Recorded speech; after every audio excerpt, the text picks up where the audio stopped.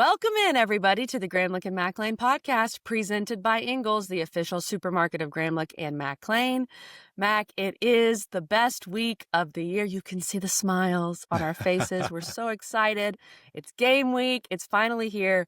We have so many games to get into. 3 episodes coming at you this week. We're going to focus on 4 really big games in this episode, kind of the earlier games of the week, 1 Thursday, 1 Friday, 2 on Saturday.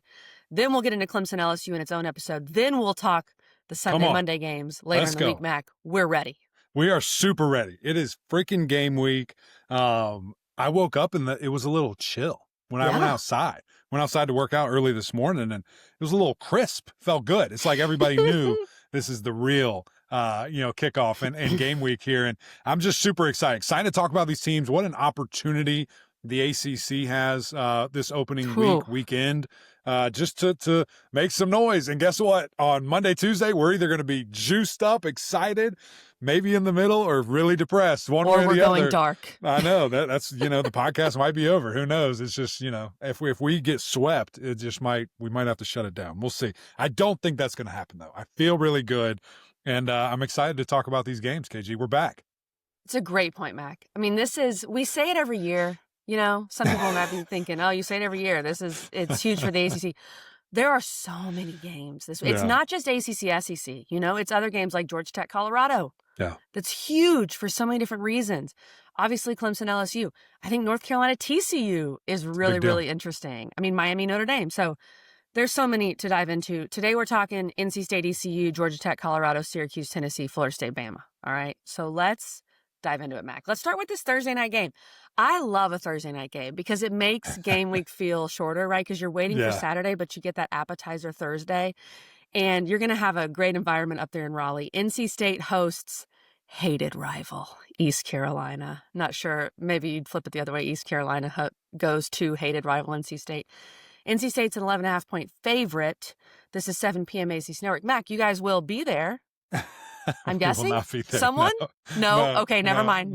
Maybe someone. I'm not going to be there. I'll be in Clemson and cannot wait. But anyway, ain't gonna be there. I ain't gonna be there. Magic Johnson. That's for somebody else. But typically, you are right. Typically, we are there and we do a whole road show. There will be full coverage because the game's on ACCN, studio coverage, all that good stuff.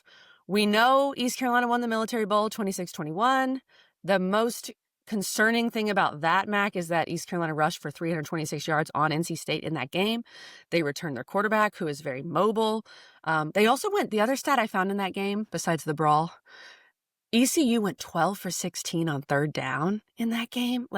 It's hard to extrapolate so much from a bowl game because I get it, bowl games are different now. But that's a bit concerning. So, I mean, number one, you've got to slow down the run if you're NC State. You've got to slow down this mobile quarterback. And then we need to see this offense look really productive with CJ Bailey and all these different skill guys. Yeah, I don't think there's any question about that. And what an unbelievable opportunity for NC State. I mean, you get to play these guys after just losing to them in a very embarrassing fashion, and the scuffle that happened. Whoever started it, you were in it. You were a part of it. Mac, I started it. I'm going to confess. Yeah, I think it was you. I think it was you. So all that being said, you get to see them game one at at your house there, and you get to crank it up and really get going. So I'm really excited for them. And I think like I said, there's a lot of emotion. There's a lot of passion in this rivalry. I don't know if State fans want to call it that, but it is what it is. We see you, we hear you, State fans, but come on, let's nobody likes this game. And I think you need to handle business accordingly. And, as you just kind of mentioned there, CJ Bailey and the boys, I think CJ Bailey's going to take a really big step this year. I mean, just seeing him, quick release, he's grown. It looks like the dude's like 6'8". He has. He's a huge dude. And I think he's ready to take another step. Super decisive. Like, he knows where to get the ball, gets it out, makes really good decisions. And so kind of with that, his growth, I also need to see those receivers grow up too. Like, I need Noah Rodgers to have a big year. I need Terrell Anderson to have a big year. Wesley Grimes to be the guy that I think he can be, and to take those steps forward, and others, of course, behind them, because they can help them. And then, oh, by the way, you've got Justin Jolie, who I think is one of the best tight ends in the entire country. You got a loaded attack there. Kurt Roper, the offensive coordinator now, he was his quarterback coach a year ago. There's that comfortability, familiarity. all these different things. They know what each other like, and they know how to capitalize on it. But I think the one thing, like all that, I think is going to happen, and I'm not concerned about. Like I'm pretty sure we're going to see that. The one thing though, KG, and I feel like it's 2025. I've been saying this for like 5 years, maybe more. I have a hunch. Can they run the freaking ball? Please run the football. Need the offensive line to displace the lines of scrimmage. Need them to get push. Do not allow tackles for loss. I need Hollywood to be Hollywood, do his thing, which he was great, last year. But now let's be great for the full year. And you've got some other, really nice pieces there too. Jaden Scott, I know a lot of people are excited about. Young true freshman, some people are really excited about. So there are absolute pieces where this offense should be electric, KG. And I think that they're going to get there. Mac, I agree. I mean, Hollywood Smothers rushed for 140 in the bowl game last year in ECU. Like, that wasn't really the problem. The defense was more of a problem, and they've gotten healthier at linebacker and in the secondary. Brought in some guys, so that's a good sign. But you're right, Mac. Like, this offense, we need to see it, and we need to see you be able to run the ball, especially on a team like East Carolina. We cannot have, and I know there were other factors. You were breaking in a brand new quarterback and different things last year. We cannot have a Western situation. Now, you still won the game, but it was very, very uncomfortable. ECU is obviously a lot better program than Western. I get that, but you need to win the game. I feel like you also need the other games that we're going to talk about today, because obviously a few ACC teams are big underdogs, like just win, right? This one is more, you need to win and you need to show us that that bowl game was a fluke in a lot of ways. Well, you need to dominate. I mean, at the end of the day, and listen, I get it. That winning is hard. Winning is very difficult. And if you win by 1 or you win by 30, it still says W and you're 1-0. But you need to exert some dominance. You need to show that you can be that program. You need to show that you have taken a step and give some real confidence, just to the fan base, to your team, to each other, to yourself, to the coaches, all these things that you can really step up. And I'm with you. It needs to happen. But respect every opponent. I get that. They just lost to them. Kind of weird to talk about that. But you need to handle business, NC State, and do your thing. And you mentioned the defense. I think it should be better, right? Like guys healthy. Yeah. We see a guy like Caden Fordham step up, who's wearing number 1, by the way, the Alpha Wolf. That's a big deal. If anybody's wearing number 1 for this, NC State defense, it's a big deal when you get to wear that. And so to see him be fully healthy for a year, knock on wood, is going to be fun to see. Some of these, guys on the interior, and just what does this defense look like? You've got a new system, a new DC, and who are you going to be? And so I'm excited to see that, KG. And, think again, I'm excited about this NC State team. I think they've got a chance. For whatever reason, I always am, but I think they've got a shot. No, I hear you, Mac. Okay, let me give you the good news and the bad news, okay? And we're going to give our pick on this game against the spread. This is from our wonderful intern, Nick, who's back for a second year. So shout out intern Nick. NC State is 11-1 straight up in their last 12 home openers under Dave Doran. All right, great news. We love to hear that. However, NC State last year went 1-4-1 against the spread as a home favorite. So they didn't really dominate, to your point, as a home favorite. I think ECU plus 11.5, just because it's going to feel uncomfortable. Like I think you're going to have some nerves. I think you're going to have some, oh God, we just lost to these guys, ECU fans. I think there's going to be some fans there. There's the bad blood, Mac. I like the Pirates to cover. I like NC State to win. Please. But I like the Pirates to cover. So I like ECU plus 11.5. KG off the tippy top rope. Sorry, I hope people are still listening, but the season. That's the reality. ECU returns a lot. They return that quarterback. They've got the confidence from last year's game. They're going to be so fired up. And this is a game too. Like NC State, don't get down early. Like you need your fan. You need Carter Finley to stay engaged in this game. Hold on. You're trying to find your red Solo cup. I know. There it is. You see this, KG? This is the Kool-Aid. And I am sipping this thing, and I'm all in on the Wolfpack. Dang it. We're not playing around with ECU. Okay. The 12, 11.5, 13, 30 is the number I need. I need you to beat these boys down. CJ Bailey, Caden Fordham, okay? Dave Doran, let's go. I'm not playing around with this. I think they dominate. I think Coach Thunder got these boys right. I think that there was a little bit of who are we as a team early in the summer, and they shut it down. They figured it out, and they got going. And I think because of CJ Bailey and the boys, we get this thing rolling. And I'm confident in that. I feel good about it. I hope you're right, Eric McLean. All right, what a let's lot go. of passion to start the show here I know, with I NC love State. it. Did I go to NC Solo State? Cup's okay. Where's my Clemson helmet somewhere? Jeez Louise. All right, Mac, let's get to Friday. Now, again, I love this. I love that we have games that matter. Thursday, Friday, just the Big whole game. weekend into Sunday, Monday. Georgia Tech at Colorado, 8 o'clock on ESPN, prime time. Everyone's going to be watching. First ever meeting between these two programs, which is kind of surprising to me. And Georgia Tech's a 4-point favorite on the road. Now, if you think about home field, generally gives you a couple points, right? Then perhaps they would be more like a touchdown favorite in Atlanta if you want to speculate that. You've had, obviously with Colorado, we don't cover Colorado's closely, but I've been reading up a lot on them. They've done really well in the portal. It feels like they've enhanced their lines of scrimmage. Everyone's saying this is going to be Deion's best offensive line that he's had at Colorado since he's been there. But you lose Shedeur Sanders, of course, who had a great year last year. Like, we're talking about how he dropped in the draft and the Browns and stuff. He was phenomenal.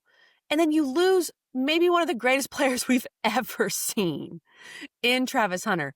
So I get that you brought in a lot of production, and I think the momentum is going in the right direction for the Buffs. But you lost two, once in a generation, and specifically Travis Hunter type of guy. So I'm just curious how this team looks without that type of leadership off the bat. Yeah. And then you've got Georgia Tech back. They return everybody. Like, we had Brent Keon. We know he's confident. Haynes King, Jamal Haynes, Malik Rutherford. Like, the offense is going to be ready to go. The defense, I think that's maybe more the question, especially the secondary. But if Colorado's trying to run the ball more, that bodes well for Georgia Tech. So what are your overall thoughts here, Mac?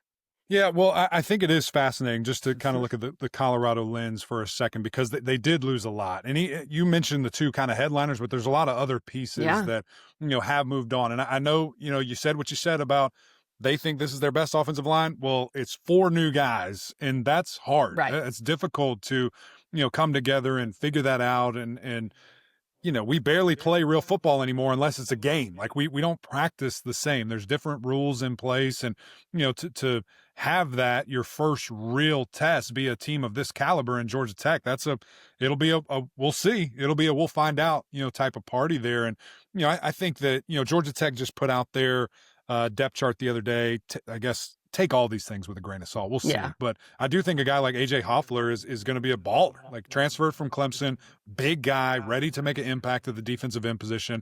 Kyle Eifert, we know what we're going to get from him every single play. Just a guy that plays with his hair on fire. And then a guy that I didn't forget about because he's a great player, but it's kind of like you get lost in the sauce of everything else.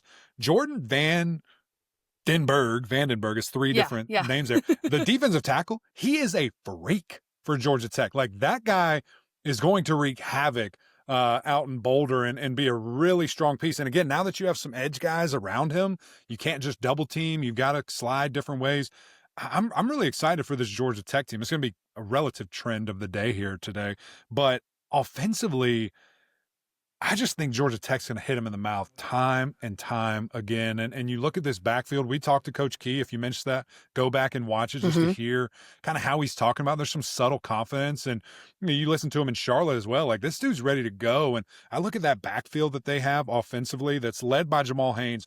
But then they went and got like 6 other dudes, or they feel like they have these guys really ready to roll on top of what I think you're going to get from Haynes King in his final form and his growth and development as a leader and player. So I'm really confident with Georgia Tech, KG. Like, I think these guys go in there, put on a show. They have been a really trendy pick for a lot of people as a sleeper team of the year, team that's going to surprise people.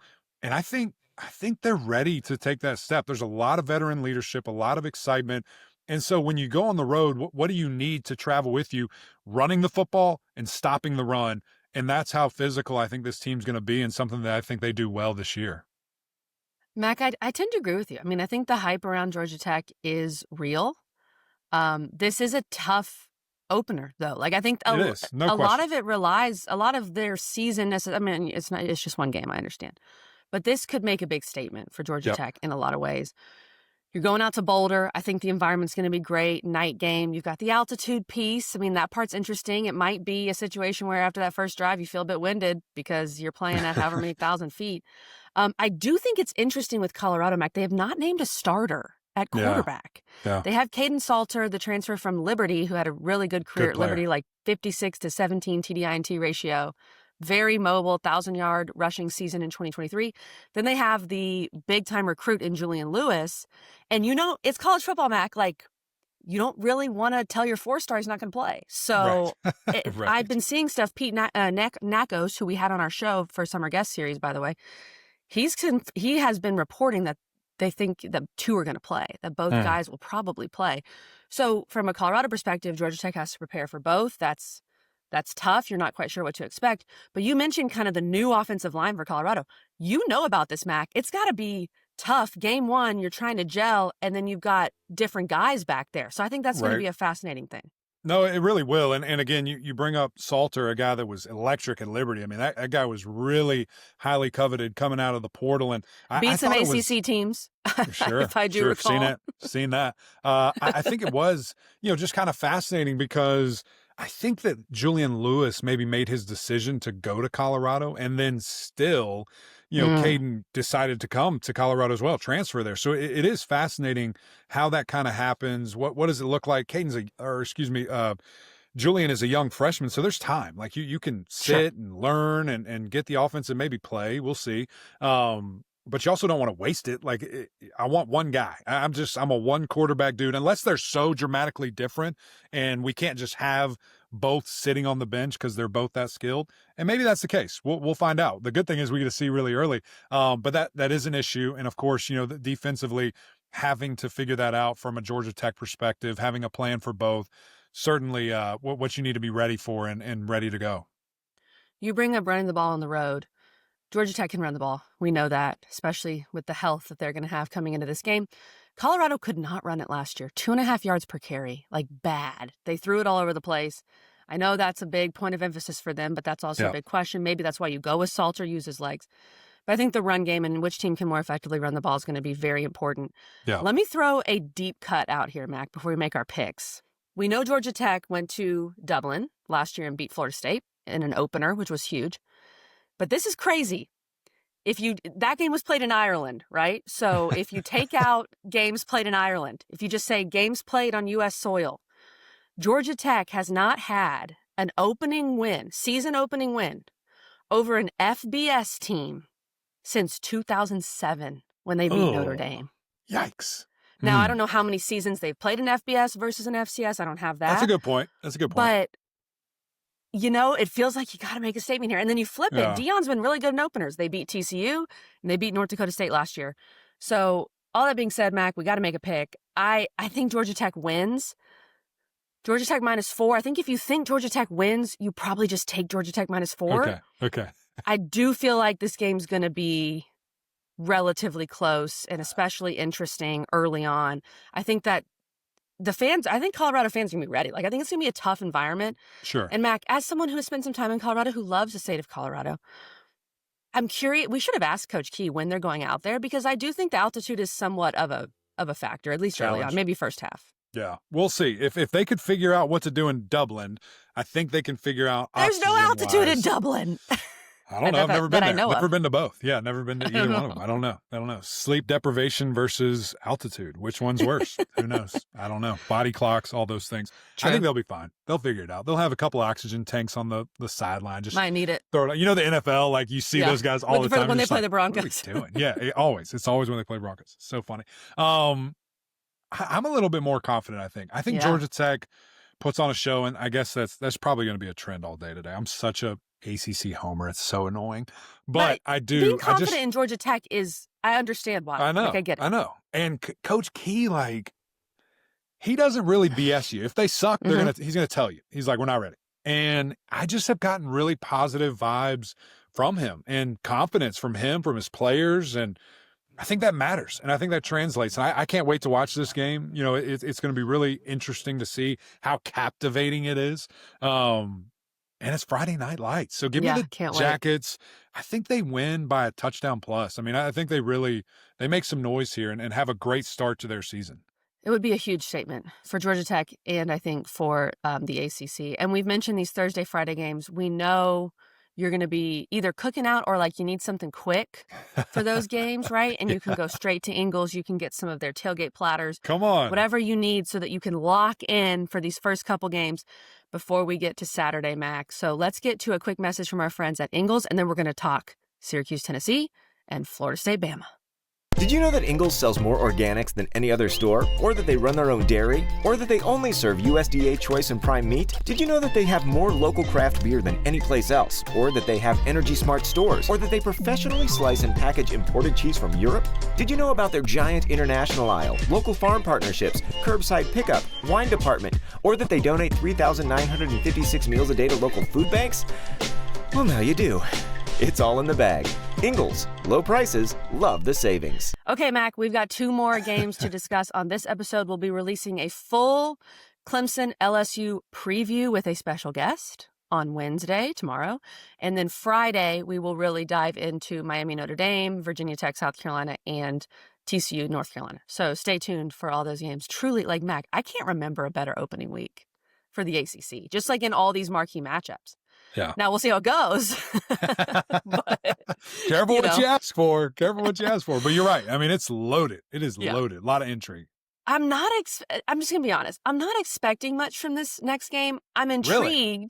I'm intrigued. Okay. But I'm not expecting, an ACC win necessarily. Syracuse is taking on number 24, Tennessee. Tennessee's a 14-point favorite. This is in Atlanta, noon on ABC on Saturday. So this will be one of the first games of the day on Saturday. Very interesting offseason for Tennessee, as we talked about with Pete Nakos, if you want to go listen to that.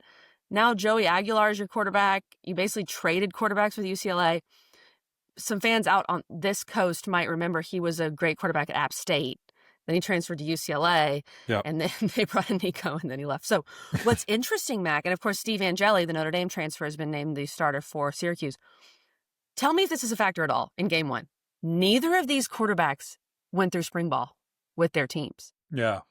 Does that matter? Weird. I think it's definitely strange, because there was probably a point in time where you're like, okay, here's what we're going to do. Here's where we're going to go. And then boom, it's all different. But I guess that's just kind of the world we're in now.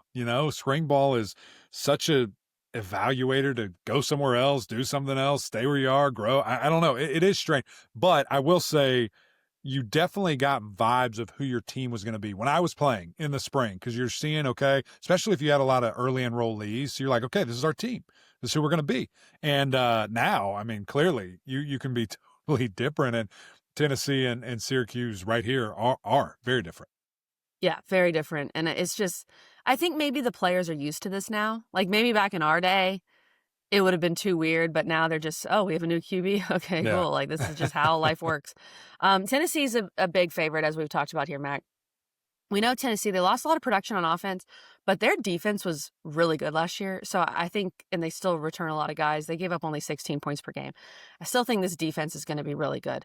If you look at Syracuse, my main path, path to victory, path to like being in the game, is we need to see this offense come out quickly and show that they can do something. With Angeli, I think Jonte Cook is kind of the key guy for them at wide receiver. This is a scary, sneaky, like if you get down early in Atlanta with all those Tennessee fans there, I'm worried. If you're around, if you hang in the game and you got Fran Brown giving you that halftime, like, let's go, then I'm really interested. But I think we'll learn a lot in the first quarter of this game. No, I don't think there's any doubt about that. And listen, I think it's going to be like 90% Rocky Top. Yeah, I mean, it's going to be loaded. It's going to be loaded. Easy trip for them. I just, they're probably going to do it. Why aren't we playing this game like in Jersey? Yeah, meet somewhere else. Why Atlanta? But it's going to be fun. Indoors, great environment. And here's the interesting thing too. Like Syracuse, as of last year, threw the ball more than anybody in the world.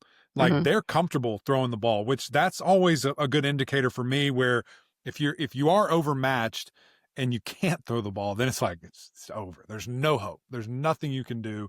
If you get down X amount of points, like it's just over. That's not going to be the case here. Like these guys can throw the ball, they can push the ball downfield. I like this receiving core. They're really confident in this receiving core. Some of the young guys that are stepping up, some of the new guys, but also some dudes that have been there and that have done it. I think of Gill. I think of Ross Simmons. Those two they're really excited about. Emmanuel Ross, another guy that they're really excited about. And then not to mention Jonte Cook, who might be the best of all of them. So, what does this receiver core look like? Angeli came here to play. Glad he was announced the starter. Like, he didn't leave Notre Dame, to sit. And, he's been in a playoff game. He's executed in a playoff game, led scoring drives in a playoff game. I know it was just, a handful of plays, but he's not going to be shaken. He's an older guy, seen some stuff, and I think that's going to be a big help. Now, what can he do when it's his keys, when it's his show and it's fully his team? We will see. But I think he's going to be a guy that really, shows off a little bit, and I expect the offense to look similar. I know they probably want to run the ball more effectively and better from a standpoint of when we need it, we got to have it type deal here, but let's keep throwing it. Let's let it rip. But you do have Yasin Willis there, who's a big guy. I mean, he's 6'1", 6'2", 230. Like, he's a big back. And then you've got Will Nixon. And those two were both on, the preseason watch list for the Doak Award, the Doak Walker Award, which, by the way, they were the only team in the country that had 2 running backs on that award, pretty crazy. Which is pretty interesting to kind of see there. So I'm fascinated to see what they can do. What does this offense look like? And, this Tennessee defense, I think, is going to be the strength of their team. It was last year. Some guys have moved on, of course, but when you look at this team, really in general, specifically at the, defensive side of the ball, there's not a lot of new faces. Like, these are guys that have been in the program, done it, and again, was a pretty good defense last year. So excited to see how can Syracuse stack up against it.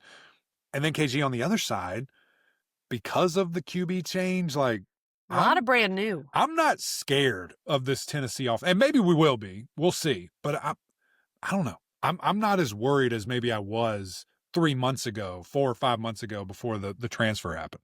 Well, I think you'd be a lot more worried if it was Nico on the other side of the field than Joey Aguilar, who's, he's a veteran. He's been around. He's had some good years at App State.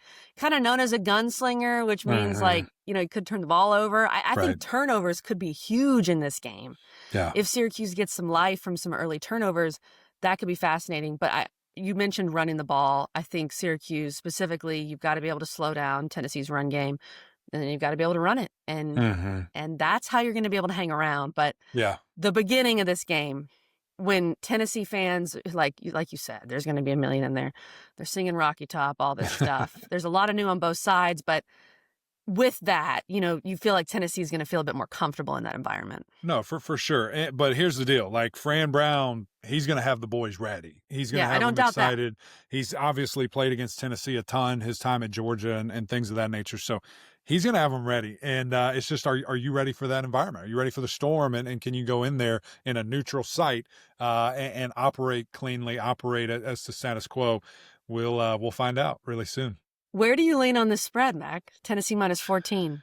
I think it's a big number. I think CUSE hangs around. I think CUSE hangs around. Now, I'm not sitting here pounding the table saying they're going to win, but I think they keep it close, and I think they make it uncomfortable, and I think they can certainly find a chance, find a way to make it a ball game. And so 2 touchdowns, to me, that's way too big, especially without Nico and a guy that's only been there for summer/fall camp. Give me CUSE covering here. CUSE to cover.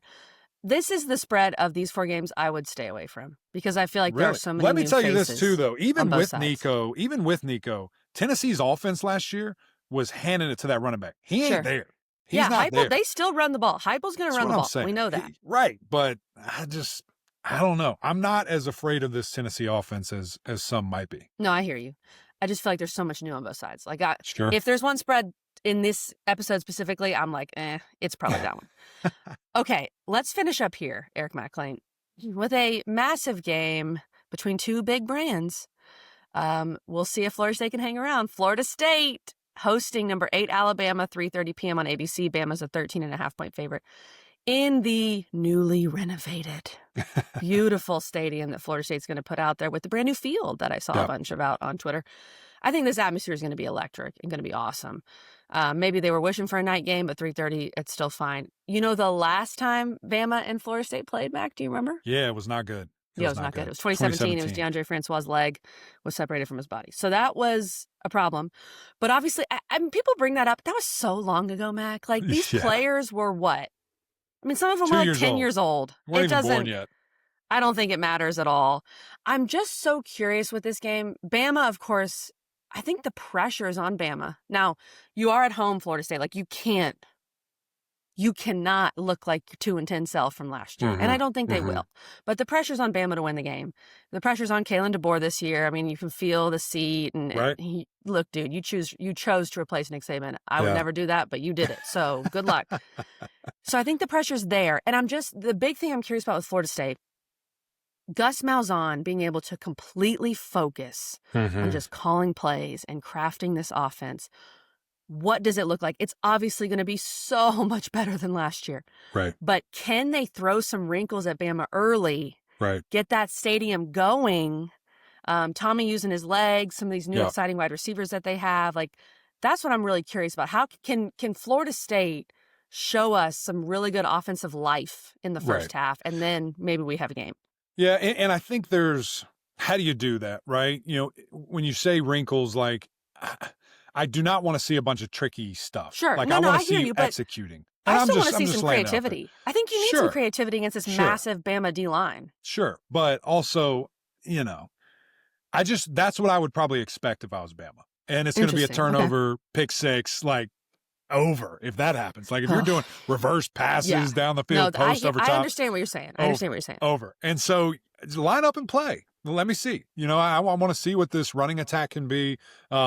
You know, obviously Rondell Williams from there, like, he's very familiar with Alabama. You've got a guy in Cam Davis that I think is a really good player. Then you've got a young freshman that everybody is just really excited about. On top of Jaden Lucas, like, there's some opportunity here, I think. And so can your newer offensive line, get a hat in the hat, get to the second level, and let's go to work. But also, you have the legs of Tommy Castellanos. And we know if there's a kryptonite for a big, strong defense, it's a mobile quarterback that makes you play 11 on 11 and really gets you dialed in there. I'm excited to see what Deuce can do. You know, the mismatch nightmare. Do they move? Now that's where we can see creativity. Yeah. Is he lined up as a three back and then motions out to the wide receiver? Does he move all around? Like, how are we getting him the ball? And honestly, outside of a run play, that's what I want to see the first, you know, kind of play being. I would love to see it kind of off tackle left, play action, pull it, just give me something easy to Deuce and let Deuce go. Like, let him get that first hit, let Tommy get an easy completion, dumping it right to him, and then let's get the game kind of rolling. That's what I would love to see. And, you know, just how can you put together drives, you know, and what is a team, is our identity really going to be? How do we fight? How do we compete? All these different things, answers that we have big questions to, right? Like, and just looking at this entire team, who are you going to be? What are you going to be able to do? And so we'll find out. It's a huge test, huge opportunity. The fact that these two brands have only played twice ever. I know, that's crazy. It's crazy to me. So I'm excited to see it. And then just, you know, there's some question marks for Bama too. This isn't your typical dominant Alabama team. I think it's the first time out of the top 5 in like 100 years for preseason, which is crazy. Number 8. You know, just, they're 8. What a fall from grace. You know, shut it down. Get somebody else in here. You know, but they're going to be hungry too, right? Like, they were left out of the college football playoff, thought that they should be in. A lot of naysayers. They put out a hype video, Alabama did the other day, of a lot of voices saying, like, it's over, dynasty's dead, So they're feeling that. They really are. And, you know, you've got a new quarterback in Ty Simpson, former 5-star, that's been waiting. Like, he's a redshirt junior. That dude's been there 4 years, waiting his turn, or going on 4 years.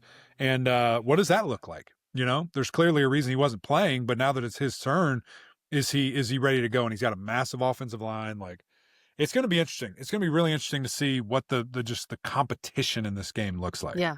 It's interesting, the quarterback situation. So different. And I love that. I love that Ty Simpson stayed, because he wants to be the quarterback at Alabama. Right. And, you know, there aren't many opportunities better than that. And then you've got Castellanos on his third school, and which is, again, fine. It's where we are. But he's seen a lot. He's started a lot of games. Like, he's been in a lot of adverse situations, which Simpson hasn't really been in.